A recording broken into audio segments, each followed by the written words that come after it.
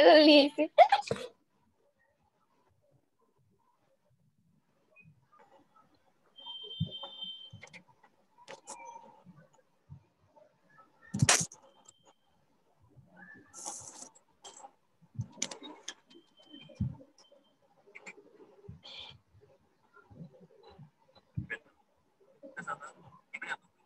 আচ্ছা মেয়েরা সবাই কেমন আছো? শুনতে পাচ্ছ তোমরা আমাকে? জি ম্যাম, আলহামদুলিল্লাহ আমরা সবাই ভালো আছি। আপনি কেমন আছেন?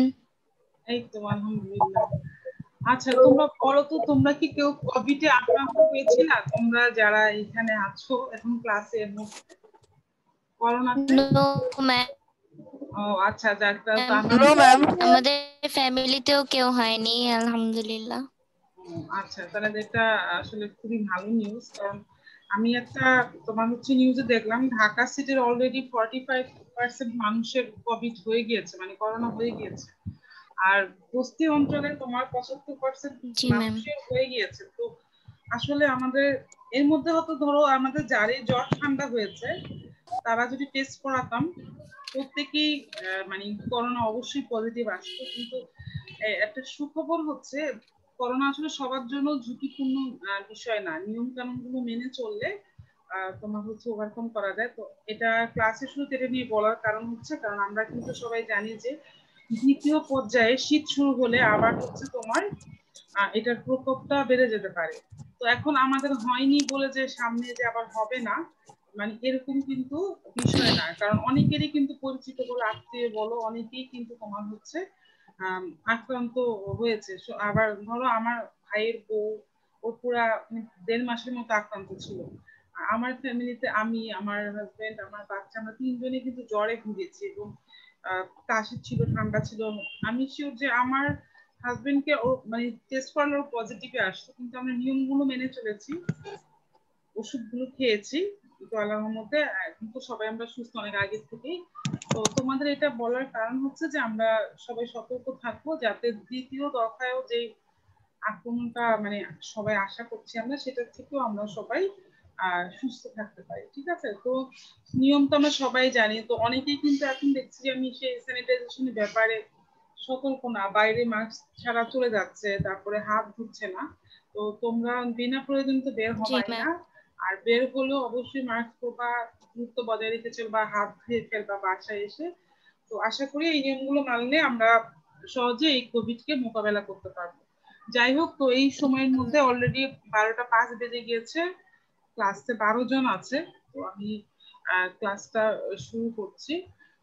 তো যেটা হচ্ছে যে তোমরা সবাই জানো যে আমরা হচ্ছে অর্থায়নের যে ক্রমবিকাশটা, সেই ক্রমবিকাশটা হচ্ছে আমরা পড়ছিলাম। ঠিক আছে? তো ক্রমবিকাশে যেটা ছকে দেখো আমরা এখানে কয়েকটা পয়েন্ট আছে। তো আমরা গত ক্লাসে সম্ভবত আমরা 5টা পয়েন্ট পড়েছিলাম, তাই না? নাকি 5টা নাকি 6টা? গত ক্লাসে আমরা কয়টা পয়েন্ট পড়েছিলাম? ম্যাম 6টা। আচ্ছা, 6টা পয়েন্ট আমাদের পড়া হয়েছে। তো এখন হচ্ছে আমরা আজকে এই টপিকটা পরবর্তী পয়েন্ট গুলো পড়বো এবং পড়ার পরে আমি একটা রিভিউ দিব যে আমরা আসলে কি কি পড়েছিলাম।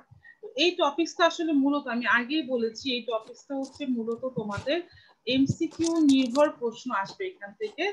আর এটা হচ্ছে তোমার একটা, তুমি জাস্ট গল্পের মতো তুমি মনে রাখবা যে কিভাবে অর্থায়নটা বা ফিনান্সটা আসলো। এটাকে তোমরা যদি একদম মুখস্থ করতে যাও বা খুব পরিশ্রম করে মনে করে যে তোমাকে খুব মনে রাখতেই হবে, তাহলে তোমাদের কাছে কঠিন লাগবে। কিন্তু এটা যদি মজা করে পড়ো গল্পের মতো, দর্শকগুলো দেখো 10 10 বছর করে ভাগ করা, আর মেইন পয়েন্ট গুলো তুমি বলেই দিচ্ছি, তাহলে এই পয়েন্টটা সোজা হবে। ঠিক আছে? তো আচ্ছা, আমরা তাহলে 6 নাম্বার পয়েন্ট থেকে আবার শুরু করছি। যে যেটা হচ্ছে তোমার বাহ্যিক অর্থসংস্থানের উপরে গুরুত্ব আরোপ। এটা হচ্ছে 1940 থেকে 1950-এর দশকে। দেখো এইখানে বলা হয়েছে, তোমার স্ক্রিনে তো ছবি দেখতে পাচ্ছ তাই না? ম্যাম। আচ্ছা, একটা বইয়ের পেজ দেখতে পাচ্ছ না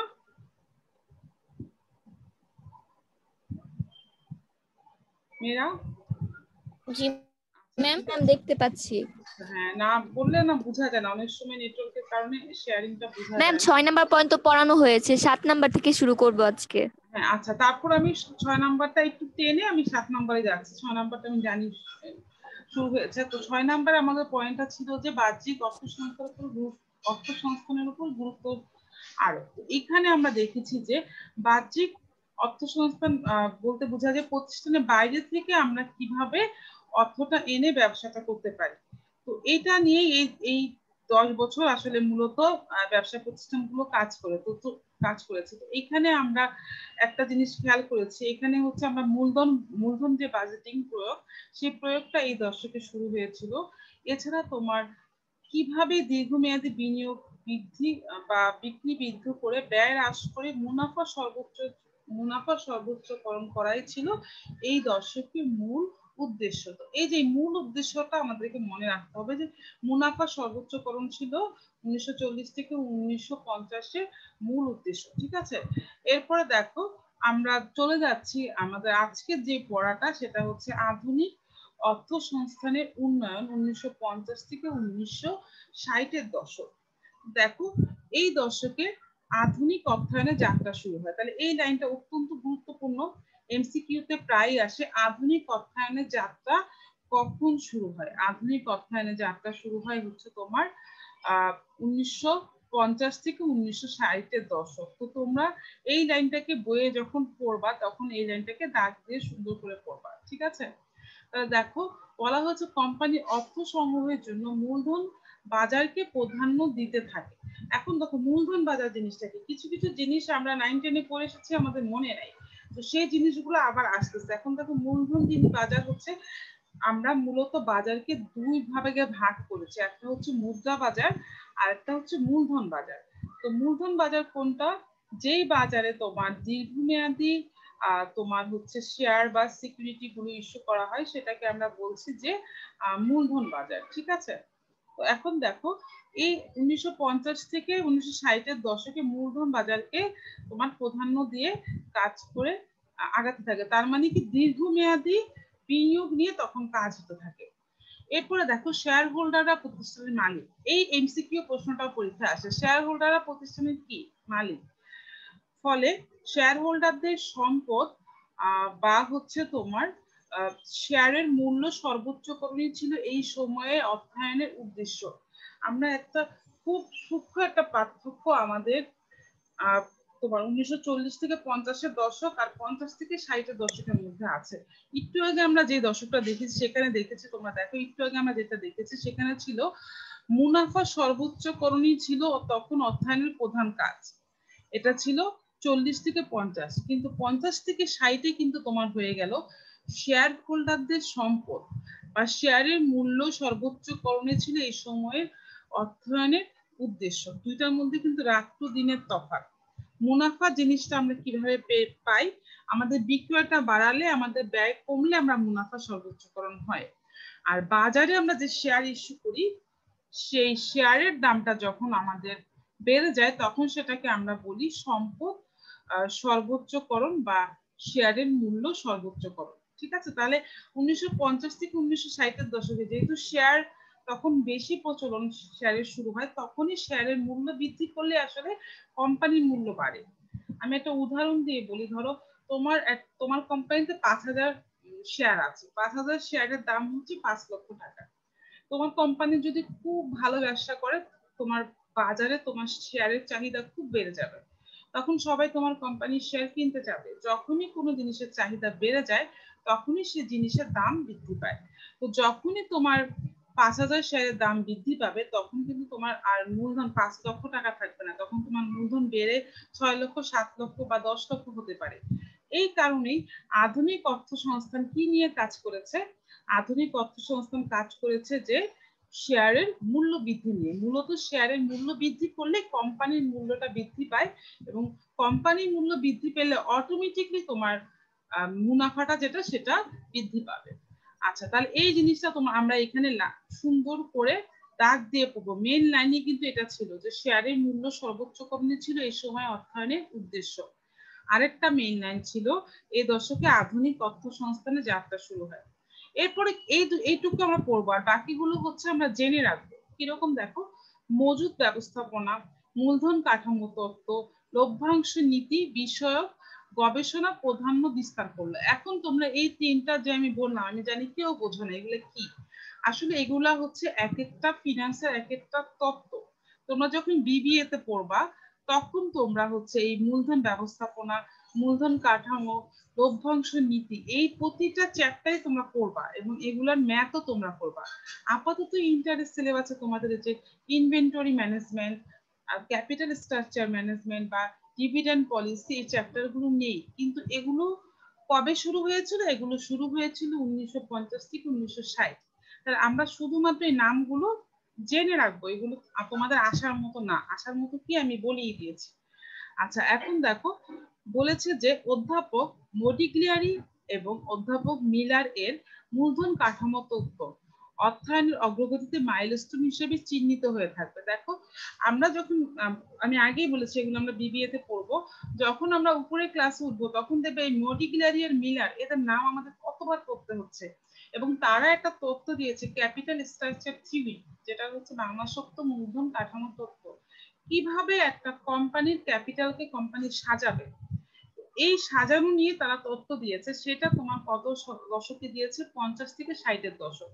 এটা আসলে সারা জীবনই মাইল ফলকে আছে বলে তো আমরা এখনো পড়ে যাচ্ছি, ঠিক আছে? এটা নিয়েই বলা হয়েছে। এই সময় অর্থায়নের ঝুঁকির ধারণা বুঝিয়ে দেয় মুনাফা বৃদ্ধির সাথে সাথে সাধারণত ঝুঁকিও বৃদ্ধি পায়।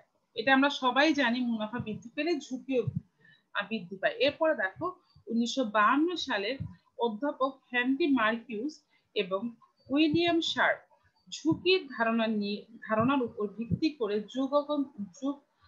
যুগান্তকারী পোর্টফোলিও থিওরি বা পট্টকোষ তত্ত্ব প্রকাশ করেন। আমরা কিন্তু মেয়েরা পোর্টফোলিও শব্দটার সাথে সবাই পরিচিত, তাই না? 9-10 থেকে আমরা জেনে এসেছি যে আমাদের পোর্টফোলিও জিনিসটা কি, কিন্তু পোর্টফোলিও থিওরিটা কি বা পোর্টফোলিওর পুরো বিষয়টা কি, সেটা আসলে 1952 সালে হেনরি মার্কিউস এবং উইলিয়াম শার্প এই তত্ত্বটা দেয়। তার মানে দেখো, 1952 সাল কি 1950 থেকে 60-এর মধ্যে পড়ছে।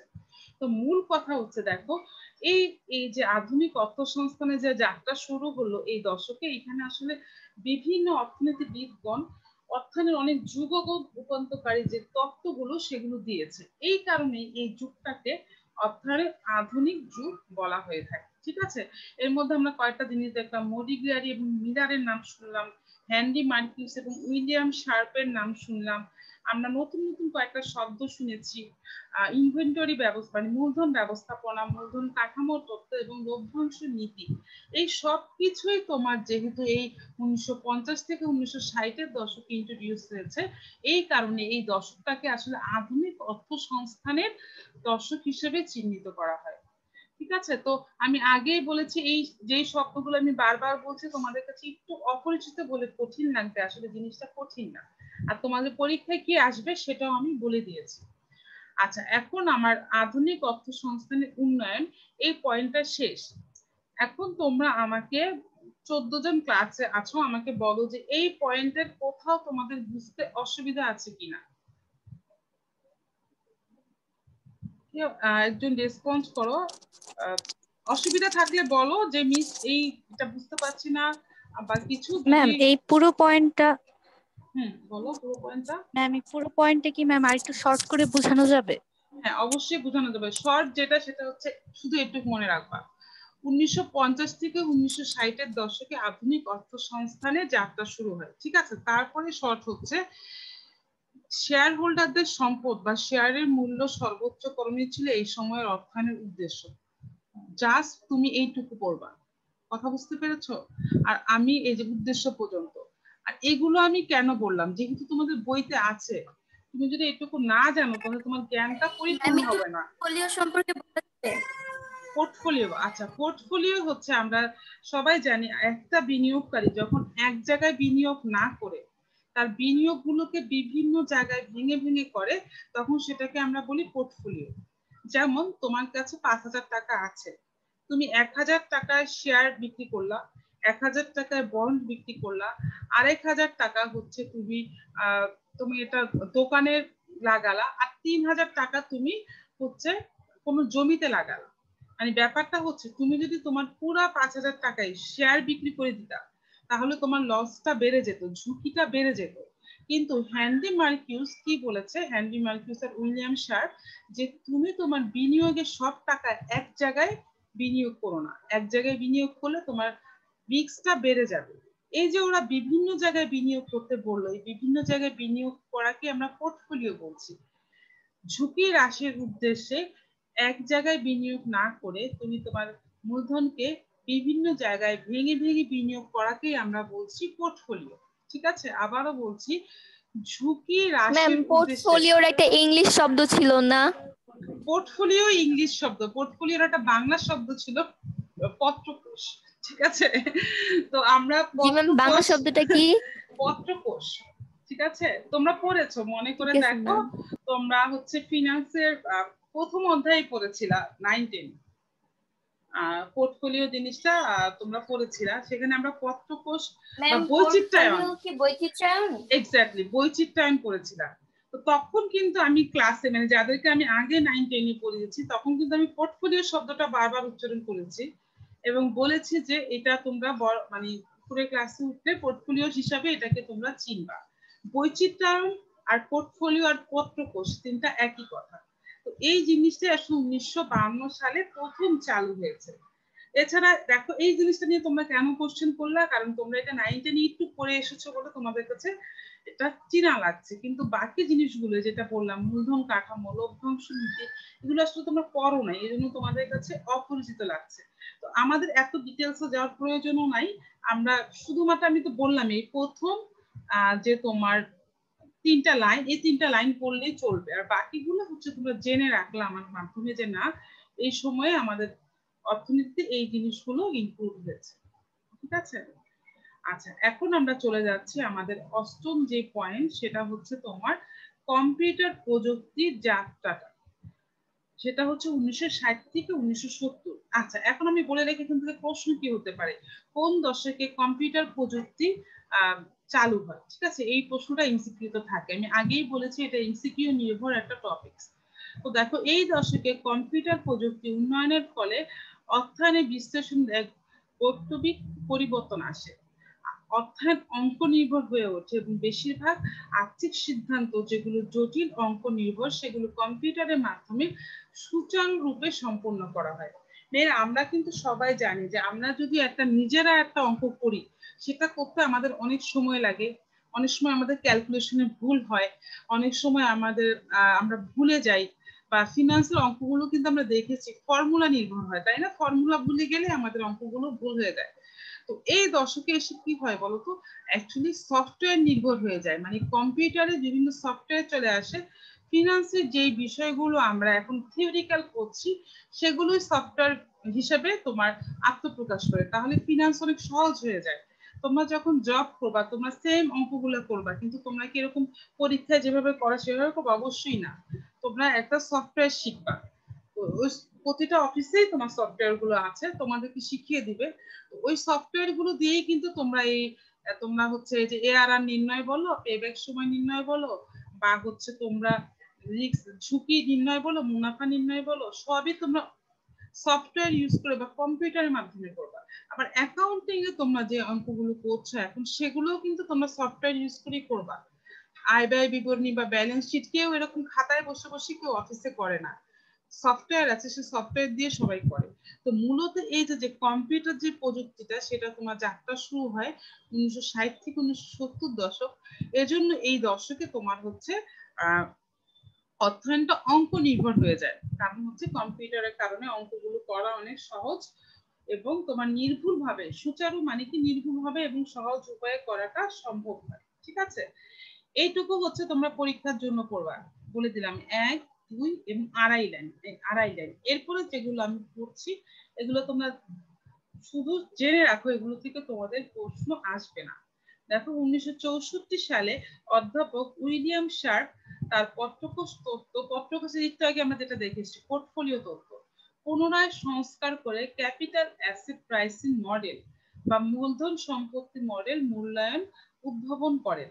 আচ্ছা, এখন একটা জিনিস বলে রাখি, আমাদের যে পোর্টফোলিও থিওরি ছিল সেটাকে চেঞ্জ করে William sharp capital asset pricing model, যেটাকে আমরা সংক্ষেপে বলি সিএপিএম, এই মডেলটা চালু করে 1960 থেকে 70-এর মধ্যে। তো তোমাদের জন্য একটা জিনিস সুখবর হচ্ছে, এই ক্যাপিটাল অ্যাসেট প্রাইসিং মডেল তোমাদের এই কলেজে আছে, মানে তোমরা ইন্টারমিডিয়েটে পড়তে পারবা, সেটা হচ্ছে নবম অধ্যায়ে। তখন যে তোমরা এই ক্যাপিটাল অ্যাসেট প্রাইসিং সম্পর্কে ডিটেইল জানতে পারবা।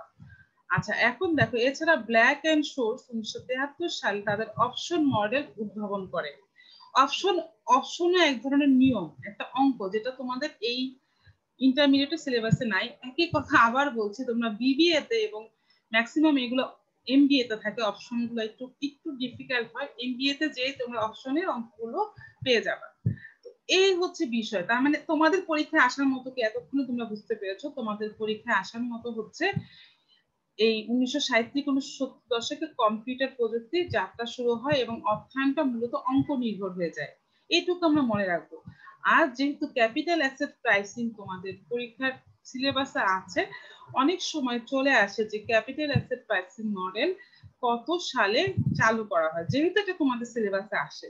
আচ্ছা, কিন্তু অপশন মডেল কত সালে চালু করা হয় এটা তোমাদের কখনই আসবে না, যেহেতু তোমাদের সিলেবাসে অপশন মডেল নেই। ঠিক আছে, তো যেটা আসবে আমি যেটুকু বলবো শুধু সেইটুকুই পড়লে তোমাদের জন্য এনা। ঠিক আছে, তার মানে আমরা ইম্পর্টেন্ট হচ্ছে আমাদের প্রথম আড়াই লাইন, এরপরে আমরা ক্যাপিটাল অ্যাসেট প্রাইসিং মডেল 1964 সালে চালু করা হয়, এটুকু আমরা পড়ে রাখবো। আচ্ছা, এখন আমাকে বলো 8 নাম্বার পয়েন্ট থেকে কারো কোনো প্রবলেম আছে কিনা। 8 নাম্বার পয়েন্ট থেকে কারো কোনো প্রবলেম থাকলে আমাকে প্রশ্ন করো। কেউ প্রশ্ন করছে না, কিছু বলছেও না, তোমাদের চোখও আমি দেখতে পাচ্ছি না যে আমি বুঝে নিব তোমরা বুঝতে পারছো। আচ্ছা, যাই হোক, তো আমি ধরে নিলাম যে তোমরা বুঝতে পেরেছো, যেহেতু কেউ কিছু বলছো না। তো আমি 9 নাম্বার পয়েন্টে যাচ্ছি, অধ্যয়নের বুদ্ধিভিত্তিক অগ্রগতি। আচ্ছা, এখন আমরা দেখি যে এখানে কি এসেছে, 1970 থেকে 1980 এই দশকে অর্থায়নের বুদ্ধিভিত্তিক ব্যাপক অগ্রগতি হয়।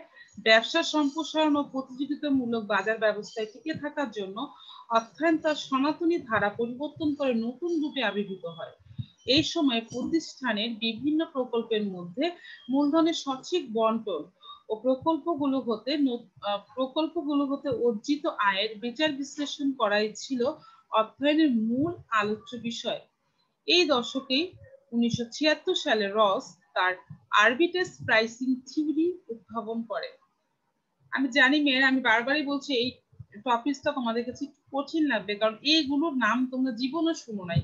আরবিট্রেজ প্রাইসিং থিওরি জিনিসটা আবার কি, একই কথা আবার রিপিট করছি, এগুলো সব তোমরা ভবিষ্যতে যে পাবে। যেহেতু আমরা ক্রমবিকাশ করছি, শুধু আমরা দেখছি যে কোনটার পরে কি এসেছে অর্থায়ন। ঠিক আছে, তো এইখানে আমাদের কি পড়া লাগবে, শুধুমাত্র একটা জিনিস, অর্থায়নের বুদ্ধিভিত্তিক অগ্রগতি হয় 1970 থেকে 1980 দশক। আর বাকি যে জিনিসগুলো আছে সেগুলো তোমাদের জন্য ইম্পর্টেন্ট না, যেহেতু তোমাদের আরবিট্রেজ প্রাইসিং থিওরি নাই পরীক্ষায়, তো এগুলো নিয়ে তোমাদের প্রশ্ন আসবে না। কিন্তু তোমরা জেনে রাখবা, যাতে বিবিএ তে গেলে তোমাদের কাছে মনে না হয় যে এই টপিকটা একদমই আমাদের কাছে নতুন। ঠিক আছে, আচ্ছা, এখন দেখো 9 নাম্বার পয়েন্টটা যে আমি পড়লাম, এখানে কারো কোনো সমস্যা আছে কিনা আমাকে বলো, তাহলে আমি বুঝিয়ে দিব। 9 নাম্বার পয়েন্টটা, ম্যাম। আচ্ছা, শুধুমাত্র ঈশার গলাটাই শুনি আর ওই রেসপন্স করে, বাকিরা কেউ কোনো হচ্ছে কোনো রেসপন্সও করে না। আমি কিছু বুঝিও না যে ওরা কি শুনে নাকি শুনে না, নাকি বোঝে কি বোঝে না। ঠিক আছে, আচ্ছা, তো আমি একজনেরটা ধরেই আগিয়ে যাচ্ছি, 10 নম্বরে যাচ্ছি। অর্থায়নের আধুনিক যুগের সূচনা 1990 থেকে বর্তমান সময়। তো বুঝতেই পারছি আমরা, এটাই আমাদের লাস্ট পয়েন্ট।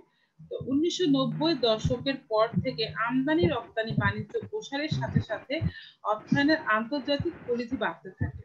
ঠিক আছে, আচ্ছা, এখন দেখো 1990 পর থেকে আসলে আমদানি রপ্তানি বাণিজ্যটা শুরু হয়ে যায়। অর্থায়ন তখন আর শুধুমাত্র দেশ ভিত্তিক বিষয় নিয়ে কাজ না করে ইন্টারন্যাশনাল বিষয়গুলো নিয়ে কাজ করতে থাকে, এবং হচ্ছে তোমার ইন্টারন্যাশনালি কিভাবে তোমার হচ্ছে আহ অর্থায়নকে ভালো করা যায়, বা অর্থায়নের তোমার হচ্ছে যে আহ মুনাফা অর্জন করা যায়, সেই বিষয়গুলো নিয়ে হচ্ছে তোমার অর্থায়ন কাজ করতে থাকে। তো এখন দেখো আমাদের এটার পরে আমরা যেটা পড়বো সেই পেজটা আমি দেখছি, এখানে আমাদের লাস্ট পয়েন্টটা ছিল আচ্ছা, আমরা এটা একদম লাস্টের পয়েন্টটা পড়ছি, আমরা একটু দেখে নিই।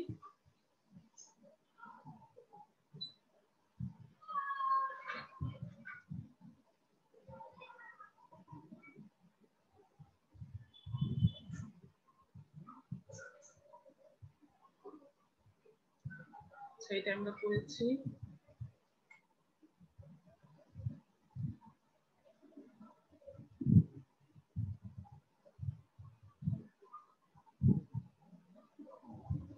আচ্ছা, তোমরা কি স্ক্রিনে 6 নাম্বার পৃষ্ঠা দেখতে পাচ্ছ?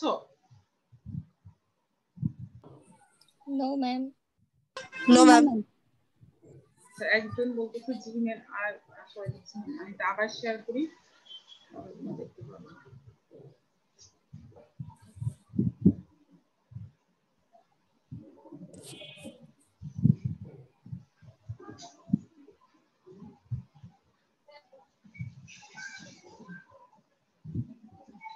আচ্ছা, এটা তো হচ্ছে আমরা দেখলামই।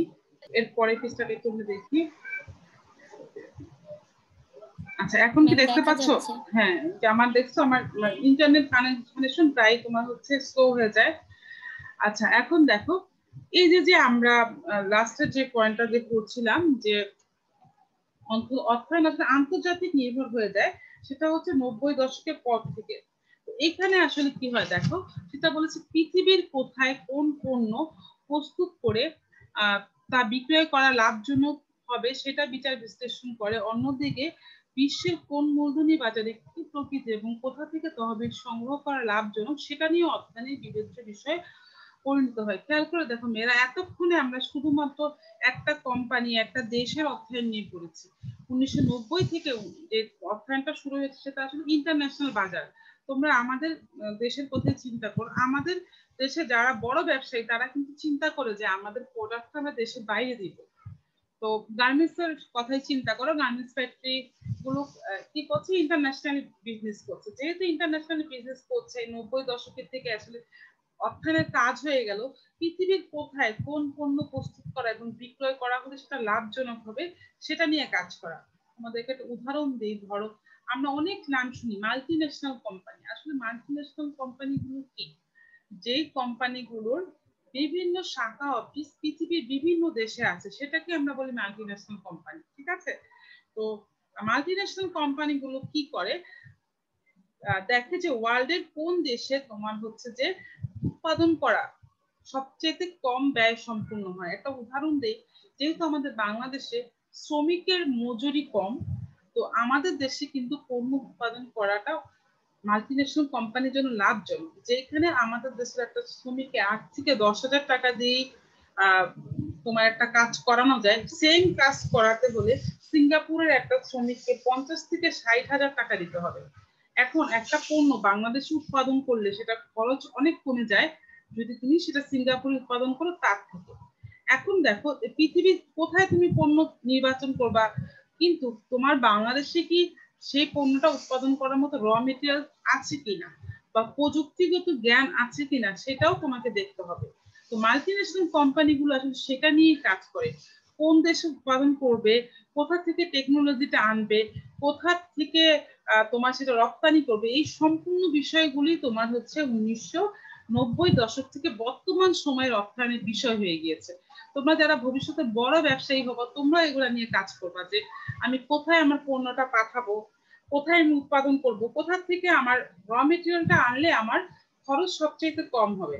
দেখো আমরা অনেক সময় কিন্তু বাজারে গেলে বলে যে এটা হচ্ছে পাকিস্তানি ড্রেস, এটা হচ্ছে ইন্ডিয়ান ড্রেস। তোমরা কিন্তু সবসময় দেখবা যে পাকিস্তানি ড্রেসের দাম একটু ইন্ডিয়ান ড্রেসের দাম বেশি থাকে। কেন বলো তো? কারণ ওদের যে র মেটেরিয়ালটা বা ওদের যে ফেব্রিক কোয়ালিটিটা সেটা কিন্তু ইন্ডিয়া থেকে ভালো। কিন্তু আবার ইন্ডিয়ান ড্রেসের সুবিধা হচ্ছে আমরা একটু কম প্রাইসে একটু গর্জিয়াস ড্রেস পেয়ে যাচ্ছি। এটা কেন সম্ভব হয়েছে বলতো? এই আন্তর্জাতিক অর্থায়নটা যখন তোমার চলে আসছে তখনই এটা পসিবল হয়েছে যে পৃথিবীর কোন কোন দেশ কোন পণ্যটা ভালো উৎপাদন করছে বা কি দামে উৎপাদন করছে, এটাই আসলে 90 দশক থেকে বর্তমান সময়ের আলোচ্য বিষয়। আচ্ছা, এখন দেখি আমরা কি বলেছি। 90 দশকে হেনরি মার্কিউস, উইলিয়াম শার্প, মার্টন মিলার অর্থায়নের অগ্রগতির গুরুত্বপূর্ণ ভূমিকা পালনের জন্য নোবেল প্রাইজ বা নোবেল পুরস্কার লাভ করেন। মেয়েরা এটা খুবই ইম্পর্টেন্ট, এই লাইনটা, এই যে 90 দশকে আমি যে কথাটা মাত্র বললাম যে তিনজন তোমার যে অর্থনীতিবিদ আছে বা ফিনান্সিয়াল বিদ আছে, তারা হচ্ছে নোবেল প্রাইজ পেয়েছিল। এই প্রশ্নটা প্রায়ই আসে তোমার হচ্ছে এমসিকিউতে, যে তিনজন তোমার নোবেল প্রাইজ পেয়েছিল, সেটা হচ্ছে 1990 দশকে। হ্যান্ডি Markowitz, William Sharpe, Martin Miller, তারা এই যে এত অর্থনৈতিক অগ্রগতির জন্য তোমার নোবেল প্রাইজ পায় 90 দশকে। তো এই লাইনটা আমরা ভালো করে পড়বো। এরপর দেখো 90 দশকের পর থেকে ইন্টারনেট ব্যবসা বাণিজ্যের নতুন দিক উন্মোচন করে। এটা মনে হয় না তোমাদের তা বোঝানোর দরকার আছে, ইন্টারনেট তুমি নিজেরাই দেখতে পাচ্ছ। তুমি তোমার বিভিন্ন যে অ্যাপ, মানে অ্যামাজন আছে, আমাদের দারাজ আছে, আমাদের চালডাল আছে, বিভিন্ন দেখবা। এছাড়া এই অনলাইন পেজ গুলো ছাড়াও তুমি দেখবা যে বিভিন্ন আমাদের যে পেজ গুলো, আমি তো মনে হয় এখন ফেসবুকে ঢুকলে মনে হয় যে আমি শপিং সেন্টারে ঢুকে গিয়েছি, ঠিক আছে। এই ড্রেস বিক্রি হচ্ছে, এই কানের দুল বিক্রি হচ্ছে, এই পাথর বিক্রি হচ্ছে, মানে সবই মনে হচ্ছে যে সুই সুতা শুরু থেকে শুরু করে বাসার চাল ডাল তেল পর্যন্ত আমরা আসলে এখন ইন্টারনেটে পেয়ে যাচ্ছি। তো 90 দশকের পর থেকে অর্থায়নটা আসলে ইন্টারনেট ভিত্তিক হয়ে গেছে, তো তোমরা সবাই বুঝতে পারছো। কম্পিউটার প্রযুক্তি উন্নতির সাথে সাথে ইন্টারনেটের বিস্তৃতি ব্যবসা বাণিজ্যে নতুন নতুন ধারণা নিয়ে আসে। ই কমার্সের বদৌলতে ভোক্তার পণ্য বা সেবা পাওয়া অনেক সহজ হয়ে যায়। হ্যাঁ, অনেক সহজ হয়ে যায়। এখন তুমি টাইটানের একটা ঘড়ি, ব্র্যান্ডের একটা ঘড়ি তুমি অনেক সহজে অনলাইনের মাধ্যমে অর্ডার দিয়ে পৃথিবীর যে কোনো দেশ থেকে আনতে পারছো, তাই না? তো সেই ক্ষেত্রে দেখো পণ্য বা সেবা পাওয়া অনেক সহজ হয়ে যায়। আমরা অনেক সময় এখন কি করছি, অনলাইনে তোমার ডাক্তারি সিরিয়াল দিতে পারছি, এবং আমরা এই কোভিড এর সময় দেখেছি আমরা অনলাইনে ডাক্তারের সেবা নিতে পারছি। এই সবকিছুই কিন্তু তোমার 90 দশকের পরেই শুরু হয়েছে। গত শতাব্দীর শুরু থেকে আর্থিক ব্যবস্থাপনা অধ্যয়নের একটি স্বতন্ত্র ক্ষেত্র হিসেবে আত্মপ্রকাশ করে। আত্মপ্রকাশ করে। তারপর দেখো লাইনটা একটু কেটে গিয়েছে, কিন্তু আমি তোমাদেরকে বলে দিচ্ছি লাইনটা কি। আর্থিক ব্যবস্থাপনা ক্রমবিকাশের যে তোমার ধারা আছে, এটাকে আমরা 3 ভাগে ভাগ করতে পারি। আমাদের পয়েন্ট কিন্তু এখানেই শেষ মেয়েরা, এখানে আমাদের পয়েন্টটা শেষ। তো যেহেতু আমাদের এখানে শেষ হচ্ছে, এখন শুধু আমরা দেখে নিচ্ছি যে ধারাগুলো কি, মানে আমরা করেছি না যে আমাদের 3 ধরনের ধারা আছে। তো এই আমরা দেখে নিব যে এই ধারাগুলো হচ্ছে আমাদের কি।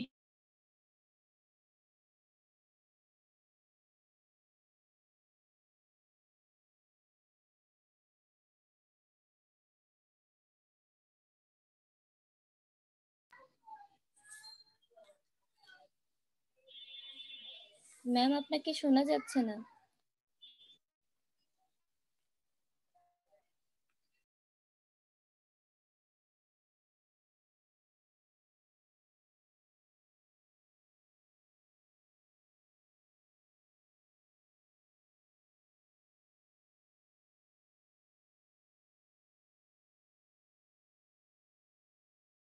আচ্ছা মেয়েরা, আমার একটু কাশি এসেছিল, আমি একটু পানি খেয়ে নিলাম। তো দেখো যে আমাদের যে অধ্যয়নের এই পর্যন্ত হচ্ছে আমাদের ক্রমবিকাশ শেষ, ঠিক আছে। আমরা যে এই পর্যন্ত পড়েছি, এই পর্যন্ত আমাদের ক্রমবিকাশ শেষ। এখন আমরা দেখবো যে অধ্যয়নের যে তোমার ধারাটা আছে, অধ্যয়নের ধারাটা একটু আমরা দেখবো যে ধারা বলতে কি বোঝাচ্ছে আমি বুঝিয়ে দিচ্ছি। ধারা হচ্ছে তোমার এরকম একটা বিষয় যেটা নিয়ে মানে শতাব্দী আকারে বা তোমার হচ্ছে তোমার হচ্ছে 4টা দশক করে তোমার হচ্ছে অধ্যয়নের ধারাকে ভাগ করা হয়েছে। একটা হচ্ছে তোমার সনাতন পর্যায়, আর একটা হচ্ছে তোমার আহ আচ্ছা পুকুর উঠাই। দেখো কি বলেছে, গত শতাব্দীর শুরু থেকে আর্থিক ব্যবস্থাপনা অর্থায়নের একটি স্বতন্ত্র ক্ষেত্র হিসেবে আত্মপ্রকাশ করে। আর্থিক ব্যবস্থাপনার ক্রমবিকাশকে আমরা 3টি প্রধান ধাপে হিসাবে বিভক্ত করতে পারি। এইটা কিন্তু আগের পয়েন্টের সাথে রিলেটেড না। আমাদের ক্রমবিকাশ শেষ হয়ে গিয়েছে আমাদের 90 দশকের পর থেকে। এখন আমরা কি পড়ছি, এখন আমরা পড়ছি যে ক্রমবিকাশকে যদি আমরা যুগ অনুযায়ী ভাগ করি, মানে সময় অনুযায়ী ভাগ করি, তাহলে 3টা ভাগে ভাগ করা হয়েছে। যুগ অনুযায়ী ভাগ করলে 3টা ভাগ, একটা ভাগ হচ্ছে সনাতন পর্যায়, আর একটা হচ্ছে পরিবর্তনমূলক পর্যায়, আর একটা হচ্ছে আধুনিক পর্যায়। ঠিক আছে, তো এখন দেখো এখানে এত কিছু পড়া লাগবে না, আমি শুধু যেটুকু যেটুকু বলবো সেটুকুই পড়বা, কারণ এখানে তোমরা এত কিছু পড়তে গেলে এখন বুঝবা না। ঠিক আছে, কারণ মাত্র এটা অধ্যয়নটা শুরু করেছো। এই যে সনাতনের সনাতন ধারা প্রায় 4 দশক স্থায়ী হয়। সনাতন মানে হচ্ছে আগের যুগ, যেখানে আধুনিক যুগ না। এই যুগ মূলত 4টি দশক স্থায়ী হয়। 4টি দশক বলতে দেখো এখানে আমরা মোট 7টা পয়েন্ট পড়েছি না, 7টার মধ্যে প্রথম 4টাকে হচ্ছে আমরা সনাতন ধারা হিসেবে বলতে পারি। এরপরে দেখো পরিবর্তনমূলক ধারা, এই পর্যায়টি 40-এর দশকে শুরু হয়ে 50-এর দশকে চলমান থাকে। শুধু এইটুক পড়বো। এখানে আমরা কি করব, এখানে শুধু আমরা প্রথম লাইনটা পড়বো। সনাতন ধারা প্রায় 4 দশকের স্থায়ী হয়, শুধু এইটুকু। এই ধারার বৈশিষ্ট্যগুলো আমাদের পড়ার দরকার নেই। এরপরে দেখো আমরা পরিবর্তনমূলক পর্যায়, এটারও আমরা শুধু প্রথম লাইনটা পড়বো। এই পর্যায়টি 40 দশকের শুরুতে শুরু হয়ে 50 দশকে শেষ হয়, শুধুমাত্র প্রথম লাইন। ক্লিয়ার? তারপর দেখো আধুনিক পর্যায়ে, এটারও শুধুমাত্র প্রথম লাইন। আধুনিক পর্যায়ে তোমার ধারাটা হচ্ছে আমাদের 50 দশকে, যে তোমার হচ্ছে মধ্যবর্তী সময় থেকে এই সময় পর্যন্ত শুরু হয়। তাহলে এই হচ্ছে আমাদের তোমার অধ্যয়নের ধারাগুলো।